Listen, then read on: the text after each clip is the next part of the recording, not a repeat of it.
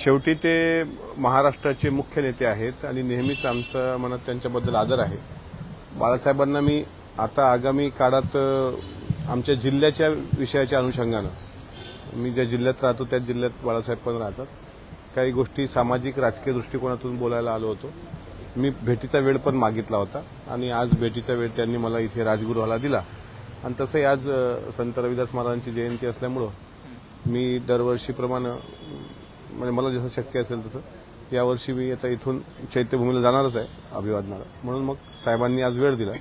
साहेबांशी वेगवेगळ्या अर्थाने चर्चा झाली. विशेषतः राहुल सोलापूरकरच्या बाबतीतला जो विषय महाराष्ट्रात आता सध्या तापलेला आहे तर त्यावर देशद्रोहासारखा गुन्हा दाखल व्हावा याकरता मी स्वतः येणाऱ्या अधिवेशनामध्ये तसा प्रस्ताव सरकारसमोर ठेवणार आहे. आणि अद्यापही त्याला कारवाई किंवा अटक व्हायला पाहिजे होती ती का झाली नाही या अनुषंगाने सुद्धा आमची चर्चा झाली. काल शरद पवारांनी एकनाथ शिंदे यांना जो आहे तो पुरस्कार दिलाय त्याच्यावरून अनेक टीकेचे द्वार बाहेर निघताना संजय राऊतांनी सुद्धा टीका केलेली आहे की ज्यांनी महाराष्ट्र फोडला जे महाराष्ट्र दोषी आहेत त्यांना कसे काय पवार पुरस्कार देतात कसं बघतात या सगळ्याकडे. नाही अजून राऊत साहेबांना मला असं वाटतं राजकारण शिकायला अवधी आहे का. शेवटी पवार साहेबांनी 50 वर्ष महाराष्ट्रामध्ये राजकारण केलंय. ते या देशाचे मोठे नेते आहेत, प्रमुख नेते आहेत. आणि एकनाथराव शिंदे साहेबांना जो पुरस्कार दिला तर तो अर्थातच महादजी शिंदेच्या मला वाटते नावाचा जो पुरस्कार होता. आणि पुरस्कार कोणी द्यायचा कोणी स्वीकारायचा हा ज्यांचा त्यांचा प्रश्न असतो. आता संजय राऊतांना अद्याप तो पुरस्कार मिळाला नाही त्यामुळे त्यांच्या मनात खंत असेल म्हणून ते बोलले. पण एकंदरीत पवार साहेब हे प्रगल्भ नेते आहेत. इतके वर्ष महाविकास आघाडीमध्ये असताना सुद्धा जर त्यांना पवार साहेबांचं वैचारिक आणि राजकीय प्रगल्भता कळली नाही नसेल तर संजय राऊतांसारखं कोणी करंट आहे असं मी म्हणजे त्यांच्यासारखं कोणी करंट असूच शकत नाही. अजून म्हणताना म्हटले ते की ज्या अजित पवारांनी तुमचं कुटुंब फोडलं त्या अजित पवारांसोबत तुम्ही गुटरगू करतात पण आम्ही जबाबदारीने पावलं टाकतो राजकारण करताना आम्हालाही राजकारण करतो असे. अहो तुम्ही दुसऱ्यांच्याकडे बोट दाखवताना अशा पद्धतीने तुम्ही बोलत असता. मी तर स्पष्ट माझा आरोप मागही होता. आता या ठाकरे कुटुंब फोडण्याचं प्रमुख केंद्रच संजय राऊत आहेत. नाही तर उद्धव ठाकरेजी आणि राज ठाकरे साहेब कधी विभक्त झाले नसते. ते फक्त संजय राऊतांमुळे किंवा शिंदे साहेबांनी जे बंड केलं त्याला कारणीभूत संजय राऊत आहेत. मग आपल्याकडं 4 बोटं असताना दुसरीकडे बोट दाखवायचं आणि राष्ट्रवादीच्या परिवारात त्यांनी नाक खुपसायचं कारण नाही ना. आम्ही आमचा परिवार आहे आम्ही बघून घेऊ. घर कोणी फोडलं की काय फोडलं याच्यात त्यांनी बोलण्याची काय आवश्यकता नाही.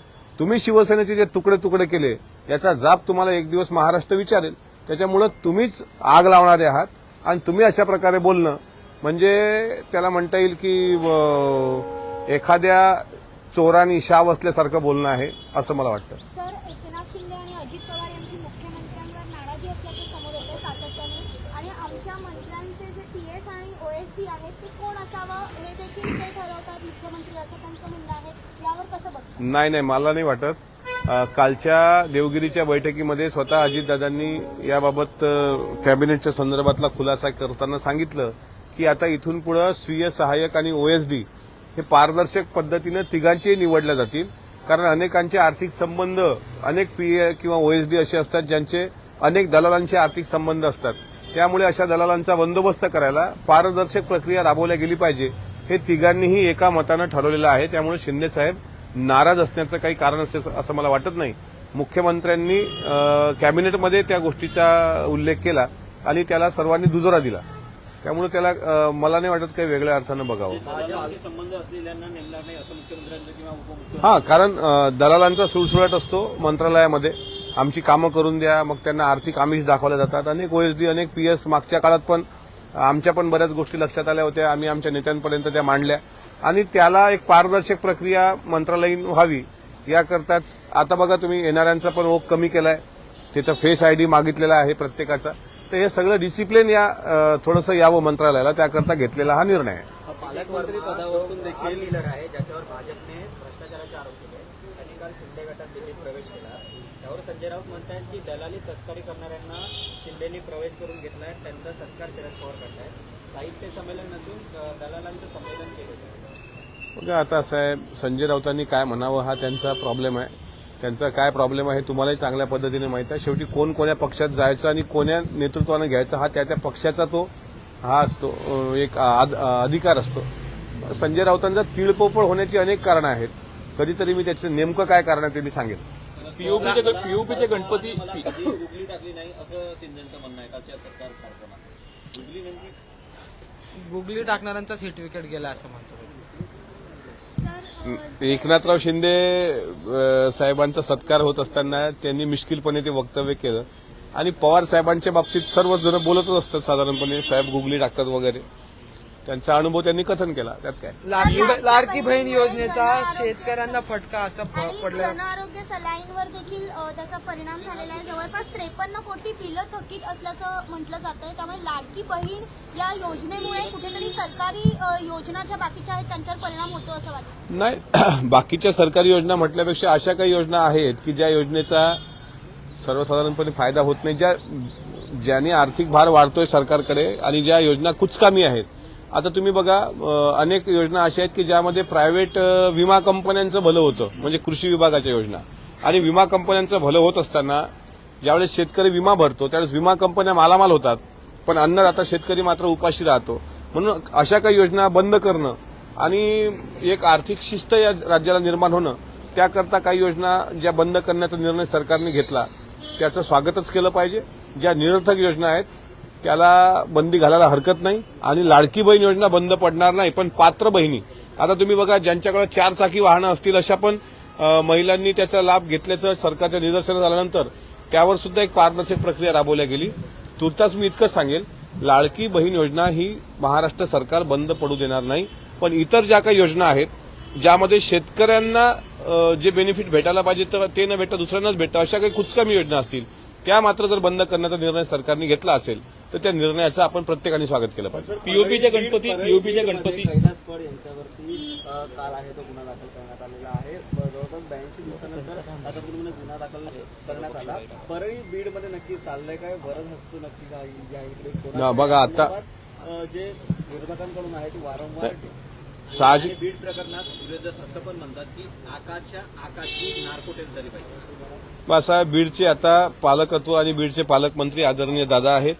त्या बीडला ज्या पद्धतीनं बदनाम केलं गेलं, बदनाम केल्या जातंय, त्या बीडला परत एकदा पूर्वत आणण्याकरता, कारण बीड जिल्हा जसा आज रंगवला जातोय तसा तो पूर्वी नव्हता. तिथे मराठा, ओबीसी सर्व गुण्यागोविंदांना नांदत होते, पण अलीकडच्या काळात गेल्या 2 महिन्यापासून आपण बघतो आहोत की अद्यापही सरपंच संतोष देशमुख यांच्या हत्येतले आरोपी जे आहेत त्यातला तो आंधळे नावाचा 2 महिने उलटले तरी तो पकडला गेला नाही. तो कुठं गेलाय त्याच्याकडे खऱ्या अर्थानं पाहिलं पाहिजे. तो कुंभमेळ्यात लपलाय की आणखी काही वेषांतर करून पळालाय. म्हणजे ह्या घटना किंवा इथली घटना, परभणीची घटना, सूर्यवंशींच्या हत्येच्या संदर्भात, ह्या घटना महत्वाच्या आहेत. त्यामुळे त्या परभणी बीड जिल्ह्याला किंवा बीड जिल्ह्याला प्रामुख्यानं शिस्त आणण्याकरता अजितदादा सक्षम आहेत. ते तिथले पालकमंत्री आहेत. राहिला प्रश्न सुरेश धसांच्या बाबतीत, जे धस काय बोलले, आकाशची नार्कोटेक्स झाली पाहिजे. आता धसांनी हे वक्तव्य सुरेश धस यासाठी करतात की कारण परवा लॉंग मार्च त्यांनी थांबवल्याचा आरोप डॉक्टर जितेंद्र आव्हाड यांनी ट्विटद्वारे केला आणि त्यानंतर अनेक भीमसैनिकांनी त्यांना जाब विचारला. कालही मला माझे काही मित्र मंत्रालयात भेटले होते. आता त्या मुद्द्याला त्यांना माहिती आहे हा मुद्दा तापणार आहे, लोक रोष व्यक्त करतील, पण त्या मुद्द्याला बगल देण्याकरता त्यांनी ते वक्तव्य केलं. पीओपीच्या गणपतींचं विसर्जन करू नये, समुद्रामध्ये करू नये आणि एकंदर कृत्रिम तलाव याचा वापर करावा असं पालिकेने कोर्टाच्या सांगण्यावरून नोटीस काढलेली आहे. कसं पाहता, अनेक गणपती सध्या विसर्जन वाट पाहत आहेत. चांदिवली असेल, कांदिवली असेल, एकंदर अजूनही अनेक गणपती पुन्हा मंडपात परतले आहेत. कसं पाहता एकंदर विषयाकडे, संवेदनशील विषय आहे. आरोग्याच्या दृष्टिकोनातून जर काही निर्णय होत असतील महानगरपालिकेकडून तर त्याचं गणेश मंडळांनी पण स्वागत केलं पाहिजे. पीओपीच्या मूर्तीला जर बंदी असेल तर मागी गणपतीला त्या गणेश मूर्ती म्हणजे त्याची स्थापनाच करायला नको होती, पण आता याच्यावर काहीतरी तोडगा सरकार नक्कीच काढेल. राष्ट्रवादीमध्ये बरेच नेते दाखल होतील किंवा एक होईल असं म्हटलं जात आहे. सध्या आपण बघतोय राष्ट्रवादी शरदचंद्र पवार पक्षामार्फत जितेंद्र आव्हाड त्यांचा किल्ला लढवत आहेत, पण प्रदेशातील जयंत पाटील मात्र कुठं दिसत नाहीयेत, चित्रात दिसत नाहीयेत, मौन बाळगलंय त्यांनी. याचा अर्थ काय घ्यायचा? जयंत पाटील साहेबांच्या मौनाचे अनेक अर्थ घेतले गेले पाहिजे. आता त्या विषयावर मी जर बोललो तर बऱ्याच काही मी बोलू शकतो हे मला माहित आहे, पण ते त्यांच्या मतदारसंघात सध्या व्यस्त आहेत. इतकं मात्र नक्की आहे की त्यांना प्रदेशाध्यक्ष पदावरून हटवण्याच्या जे काही कुभांड रचले जाते त्यांच्या पक्षामध्ये, डॉक्टर जितेंद्र आव्हाडांच्या नेतृत्वात एक कुभांड त्यांच्या पक्षाविरोधात, त्यांच्याच विरोधात त्या पक्षात रचलं जाते. मी पण जयंत पाटील साहेबांना जर त्यांनी मला भेट दिली तर मी ह्या सगळ्या गोष्टी त्यांना नक्की सांगेल. आणि दुसरं कोण आमदार आहे हे मला सांगण्याची काही गरज नाही. त्यांनी त्यांच्या भाषणात बोलून दाखवलं होतं, त्याच्यामुळे ते त्यांचं अस्वस्थ होणं साहजिक आहे. मात्र तुर्तास तरी त्यांनी मौन जे बाळगलंय तर ही वादळापूर्वीची शांतता आहे. सर शरद पवार जी ने कल महाराष्ट्र के मुख्यमंत्री एकनाथ शिंदे इनको माजी पुरस्कार से जो है सम्मानित किया. इसके बाद अनेक राजकीय जो है टीका शुरू होना चालू हुआ है. आपके महाविकास आघाड़ी के साथ जो संजय राउत है उन्होंने भी टीका की है, किस तरह से देखते हैं? संजय राउत इनको टीकाकार के नजरिए से देखा जाता है. वो पत्रकार कम और टीकाकार ज्यादा है. वो अपने बयान में भी टीका करते, टिप्पणी करते, अपने जो कहीं वो संपादकीय लिखते होंगे उसमें भी वो टीका टिप्पणी करते हैं. लेकिन जिस तरीके से उन्होंने टीका टिप्पणी की, जिनका वो राइट्स है, यानी सिंधिया घराने से जो पुरस्कार दिया गया वो एकनाथ शिंदे जी को दिया गया और पद्म विभूषण पवार साहब के हाथों से दिया गया. ये जो चित्र उन्होंने देखा तो उनका अस्वस्थ होना लाजमी है. वो ये देख रहे हैं, वो ये नहीं देख रहे कि पुरस्कार किसको मिला, वो ये देख रहे हैं कि पवार साहब ने इनको पुरस्कार क्यों दिया. अब जब संजय राउत साहब कैपेबल हो जाएंगे उस पुरस्कार के लिए तो पवार साहब उनको भी देंगे. लेकिन अभी संजय राउत साहब को उसके लिए बड़ा लंबा समय है.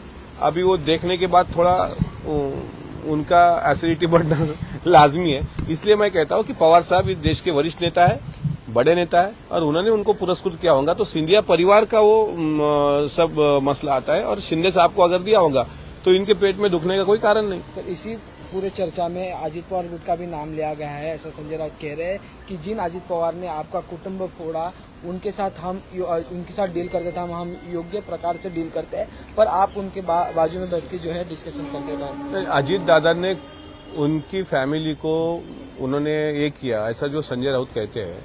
मैं संजय राउत साहब से पूछना चाहता हूं, शिवसेना पार्टी को किसने फोड़ा? जो शिवसेना पार्टी से राज ठाकरे निकल के खुद की पार्टी निकाल ली उन्होंने, महाराष्ट्र नवनिर्माण सेना, उनको मजबूर किसने किया? या फिर एकनाथ शिंदे साहब जो अपने विधायकों को लेके गुवाहाटी और सूरत चले गए थे, उनको इस तरह जाने से किसने मजबूर किया? तो खुद की तरफ देखिए, 4 उंगलियां आपकी तरफ है और बात घर जोड़ने की आप ना कीजिए, क्योंकि घर फोड़ने वालों में से आप है. आपको कभी महाराष्ट्र माफ नहीं करेगा. कम ऑन गाइस, हरी आप. अरे सुनना, एक ब्रेक ले लेते हैं. Guys I am telling you, तुम लोगों को सही से ट्रैकिंग नहीं आता, but that's okay, you can learn. रोज का ढक्कन देना. तो ये रेड वाला है, सही वाला देना. अबे ढक्कन, पहले तो सही पानी पीना.